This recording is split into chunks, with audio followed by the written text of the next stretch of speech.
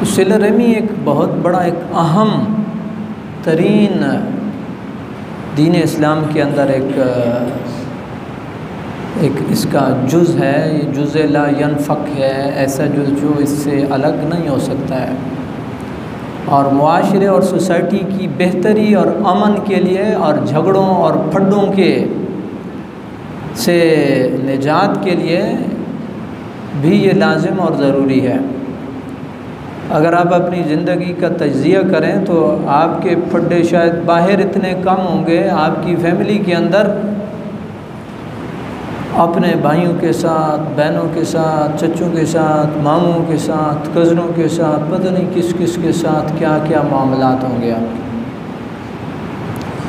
तो एक पुरअमन मुआशरे के क़याम का भी ये बेस है और बुनियाद है। और जहाँ से सिला रहमी ख़त्म हो जाती है तो वहाँ फिर फ़साद होता है। और जहाँ फ़साद होता है वहाँ फिर बदअमनी होती है। ये तो बड़ी आम सी बात है और उसूल है। कुरान ने कहा अल्लज़ीना यनक़ुदूना अहदल्लाहि मिन बादि मीसाक़िही व यक़तऊना मा अमरल्लाहु बिही अन यूसल। एक तो उन्होंने रब से किया गया वादा तोड़ा, रब से किया गया वादा तोड़ा।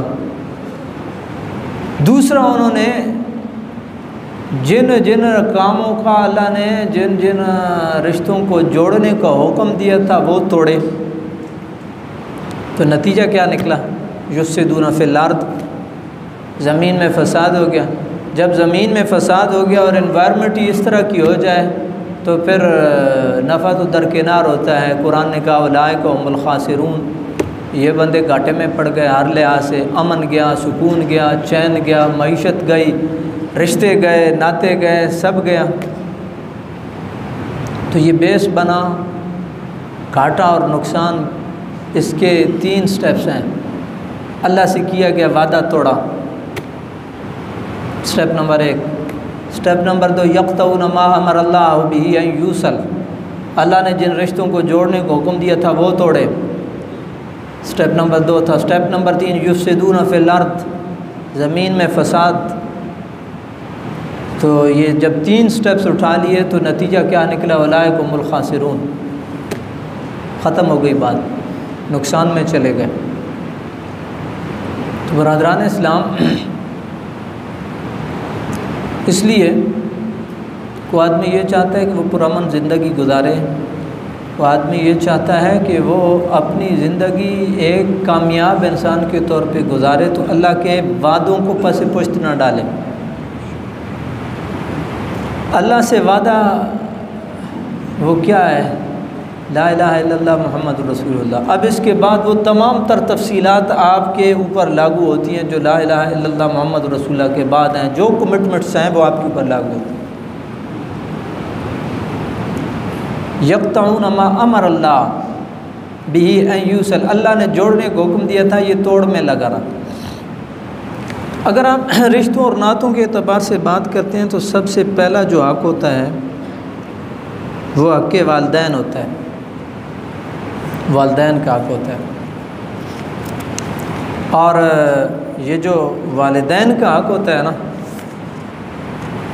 ये वो हक़ है कि जिसने आपको उठाना भी है और आपको गिराना भी है। मैं छोटे छोटे इशारे दे के बात आगे चलाऊँगा। इज़्ज़त का मयार सिला रहमी है, ज़िल्लत और रुसवाई का मयार क़ता रहमी है,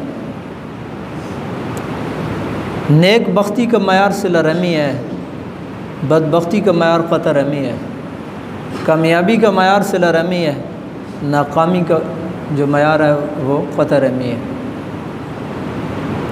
वक्त के नबी हज़रत ईसा अलैहिस्सलाम अपनी वालदा के बारे में कह रहे हैं, वबर्रम बिवालिदती वलम यजअलनी जब्बारन शक़िया, मेरे रब ने मुझे अपनी वालदा के साथ नेकी करने वाला बनाया, मुझे शक़ी नहीं बनाया। या यहया खुदिल किताब बिक़ुव्वा, हज़रत यहया अलैहिस्सलाम के हवाले से बात। आप मुत्तकी थे। रब कह रहा है बर्रम बे वालिदैहि है, वालिदैन के साथ नेकी करने वाले थे।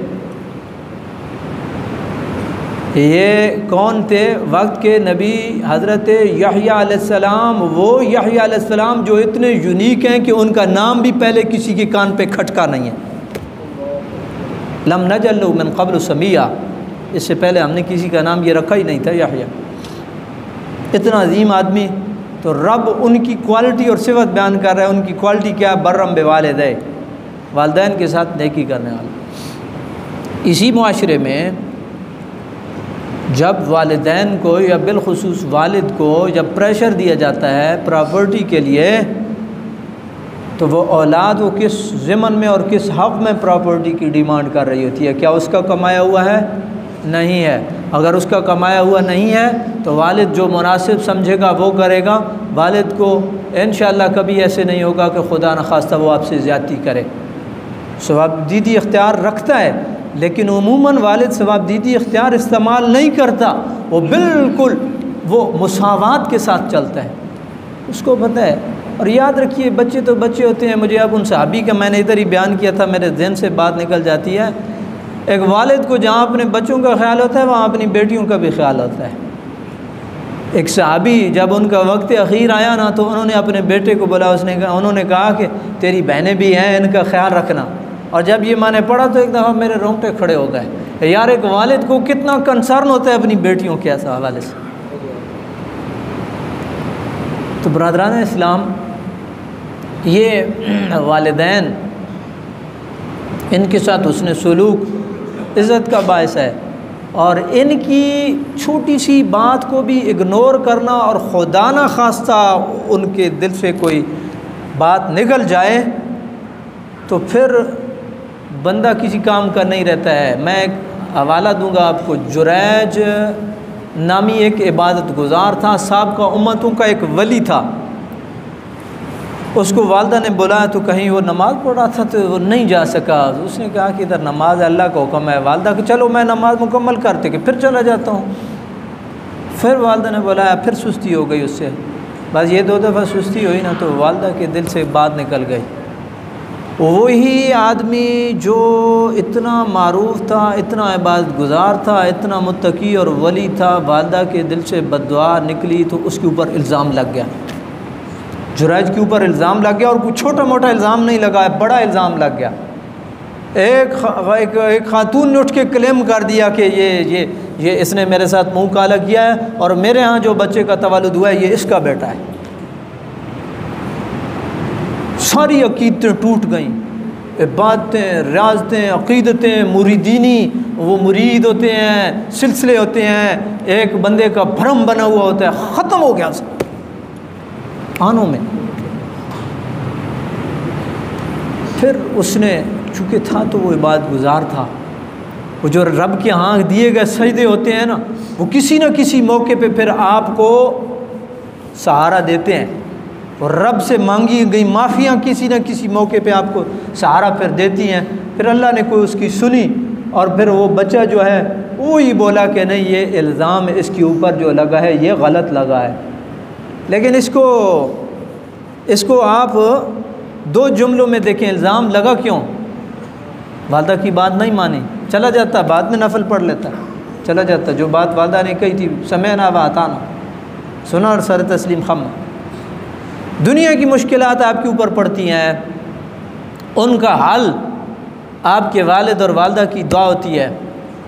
और अगर आपको यकीन नहीं आता तो उस हदीस की तरफ रुजू कीजिए कि 3 बंदे जिस गार में फंसे थे। ये हदीस का वाक़या किसी कहानी किताब का वाक़या नहीं है। फंसे थे तो एक बंदे ने अपने रब की बारगाह में ये कहा, इलाही मैं तेरी रज़ा के लिए सारी रात वालिदैन के सराहने पे दूध लेके खड़ा रहा। तू दिलों के हाल जानता है, अगर ये मेरा अमल तेरी रज़ा के लिए था तो फिर जिस मुश्किल में हम आ गए इस मुश्किल से हमें निजात दे। हदीस में आता है पत्थर सिरका, हटा पत्थर। इसका माना क्या है?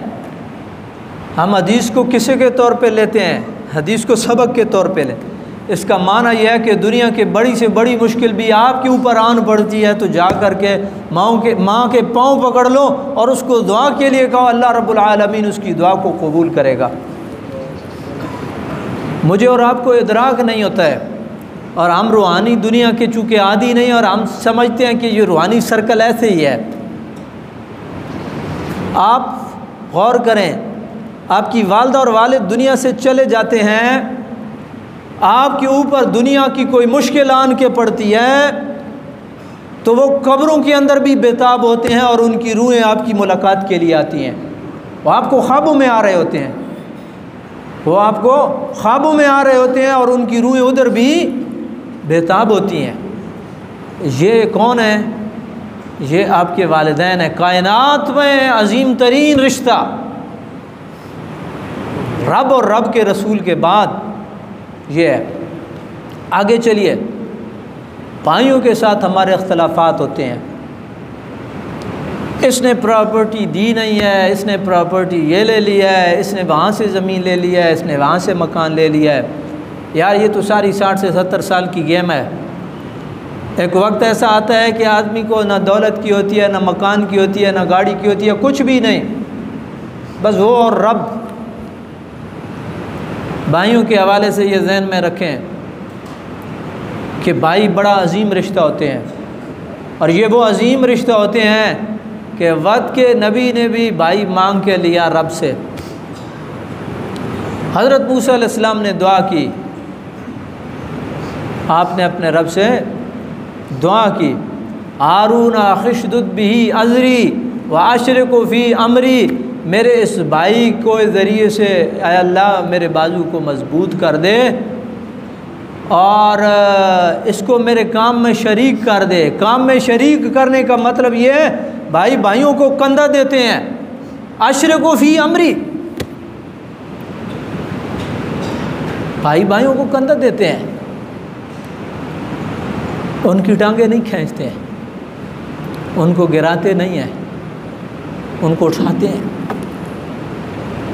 वो मान होते हैं। और आपको को कंधा चाहिए होता है जिस कंधे के ऊपर आप सर रख के रोएं, वो यही कंधा होता है। आप भाइयों के दर्द को समझें, छोड़ें ये दुनिया की प्रॉपर्टियां हैं, उसने मेरा रिश्ता नहीं लिया, उसने नहीं किया, अल्लाह को मंजूर नहीं होगा। मेरे रब को मंजूर होता तो असबाब बना देता, असबाब बन जाते। असबाब नहीं बने तो इसका मतलब यह तकदीर इलाही नहीं थी, आपका नसीबा वहाँ पे नहीं था, आपकी बेटी का नसीबा वहाँ पे नहीं था, आपके बेटे का नसीबा वहाँ पे नहीं था। अगर होता तो असबाब बन जाते। वो मुसब्बिबुल असबाब, असबाब बनाने पे आता है तो कड़ियों से कड़ियाँ जुड़ती जाती हैं। फिर आपने अपने माँ जाए को छोड़ा है, आपने उसको छोड़ा है कि जिसके साथ आपकी ज़िंदगी का पूरा एक एल्बम वाबस्ता है, ज़िंदगी की हसीन यादें वाबस्ता हैं, आपने उसको छोड़ा है। हज़रत मूसा अलैहिस्सलातु वस्सलाम, और ये भी ज़हन में रखें, भाइयों में इख्तिलाफ होता रहता है, लेकिन जब बंदा ये सोचता है ना कि यार जो भी है तो मेरी माँ का बेटा है ना, तो बात ख़त्म हो जाती है, सारी अना टूट जाती है, सारा जोर टूट जाता है, सारी क़ुव्वत टूट जाती है। मेरी माँ का बेटा है, मेरे बाप का बेटा, मेरी माँ का जाया हुआ, बात ख़त्म हो जाती है, अल्फाज ख़त्म हो जाते हैं। ये भाई हैं। अल्लाह रब्बुल आलमीन ने कुरान के अंदर सबसे हसीन तरीन किस्सा यूसुफ़ को कहा है, नहनु नक़ुस्सु अलैका अहसनल क़सस बिमा औहैना इलैक, हम बेहतरीन किस्सा बयान करने लगे। हज़रत यूसुफ़ अलैहिस्सलाम के साथ जो भी ज़्यादतियाँ हुई, आपको मालूम है, आप तो ज़बान पे ही नहीं लाए, ज़र्फ़ देखें, ज़बान पे ही नहीं लाए, ख़ुद माजरत चशमपोशी की। हल अलिमतुम मा फ़अलतुम बियूसुफ़ व अख़ीहि इज़ अंतुम जाहिलून, तुमने यूसुफ और उसके भाई के साथ जो किया तुम्हें मालूम तो है, चलो तुम नावाकिफ़ थे, तुम अनजाने में कर गए, इसलिए कोई भाई किसी भाई के घर पे आके माजरत करे और आके बैठे तो उसको खाली ना लौटाया करो। किसी ने आकर के अपने दिल का हाल खोल दिया और आपके घर पे आ गया तो इसका मतलब यह है अना ख़त्म करके आए, तो फिर उसकी बात को माना करो, फिर उसकी माजरत को कबूल किया करो। अल्लाह रब्बुल आलमीन के इस अजीम नबी ने यही नहीं किया है, माफ़ भी किया, ला तसरीब अलैकुमुल यौम, कोई मुआवजा नहीं है जी, हम आपके हक़ में दुआ हुए हैं, याग़फिरुल्लाहु लकुम व हुवा अर्हमुर राहिमीन। कौन कह रहा है? हज़रत यूसुफ़ अलैहिस्सलाम कह रहे हैं याग़फिरुल्लाहु लकुम, अल्लाह तुम्हें माफ़ करे, मतलब ये हमने माफ़ कर दिया, अल्लाह तुम्हारे हाल पे रहम करे, वो बड़ा रहम करने वाला है। तो भाइयों के लिए दुआ गो रहना, सुन्नत अंबिया, भाइयों को कंधा देना सुन्नत अंबिया, भाइयों की गलतियों से चश्मपोशी करना, नज़रें चुरा जाना कोई बात नहीं है। तुम एक बात करोगे तुम्हारी घर वाली 10 बातें करेगी। नज़रें चुरा जाओ, चश्मपोशी कर लो, मट्टी डाल दो, कोई बात नहीं है। क्या हुआ था? कुछ नहीं हुआ। अल्लाह ताला ये जोड़ बरकरार रखेगा। ये भी दीन इस्लाम का एक हसीन पहलू है। बरादरान इस्लाम, हमारे जो पढ़े होते हैं ये दुनिया के गिर्द घूमते हैं और हमने चचों को भी इसी मालो दौलत के लिए छोड़ा। भतीजे चचों का दर्द महसूस करते हैं और ये चचे बड़ा अजीम रिश्ता होते हैं। वालिद के भाई वो बड़े हों या छोटे हों, ताए हों या चचे हों। अगर आपको यकीन नहीं आता तो मैं आपको बदर के एक कैदी की बात सुना रहा हूँ। हज़रत अब्बास रज़ी अल्लाह ताला अन्हु, हुजूर के चचा, कैदों के आ गए, उनके बाजू सारे कैदियों के पीछे बांधे गए, उनके भी बांधे गए, उनके थोड़े टाइट बांधे गए, इसलिए कि आप बड़े मजबूत जवान थे। हज़रत अब्बास रज़ी अल्लाह ताला अन्हु बड़े मजबूत जवान थे। तो बाजू जो कस के बांधे गए तो वो रात को कराते थे, वो कराते थे, तकलीफ़ होती थी। तो नबी करीम अलैहि सलाम सारी रात बेचैन रहे, हुजूर सारी रात ना सो सके। एक भतीजा चचे के दर्द को सह ना सका, वक्त का नबी है, दीन का भी इख्तलाफ है, लेकिन अपने चचा की तकलीफ़ को सह ना सके। और एक सहाबी ने हिम्मत कर ली, या रसूलल्लाह क्या बात है, आप मुस्तरब हैं, परेशान हैं, वजह क्या है? तो हुजूर ने बात की कि अब्बास की कराहों ने और इसकी आहों और सिसकियों ने मुझे सारी रात सोने नहीं दिया, मुझे सारी रात सोने नहीं दिया, यानी मैं चचे की तकलीफ़ बर्दाश्त नहीं कर पाया हूँ, इसलिए मुस्तरब हूँ। उस सहाबी गए, उन्होंने हिम्मत की तो उन्होंने जाकर के हज़रत अब्बास के बाजू ढीले कर दिए। जब बाजू ढीले किए तो नबी करीम अलैहिस्सलाम को आके बताया। हुजूर ने इरशाद फरमा, मुसावात देखें, हुजूर ने फरमाया अब्बास के ढीले किए तो सब के ढीले करो, अब्बास के ढीले किए हैं तो सब के ढीले करो, सब के बाजू ढीले करो। यार वो चचा और वो भतीजा, दीन का भी अभी इख्तलाफ है। अभी एलानिया कहते थे आप दरपर्दा कि मैं मुसलमान हो गया हूँ, बाद में एलानिया मुसलमान हुए, वल्लाहु आलम बिस्सवाब। तो वो कौन से भतीजे होते हैं जो चचों के सर में डंडे मारते हैं, जो चचों के सर फाड़ते हैं, जो चचों के गरेबान पकड़ते हैं? यार अपना हक भी है, झुक जाओ, अल्लाह तुम्हें आखिरत में अजर से नवाजेगा। क्या है, दुनिया है, 4 दिन है, गुजर जाएगी।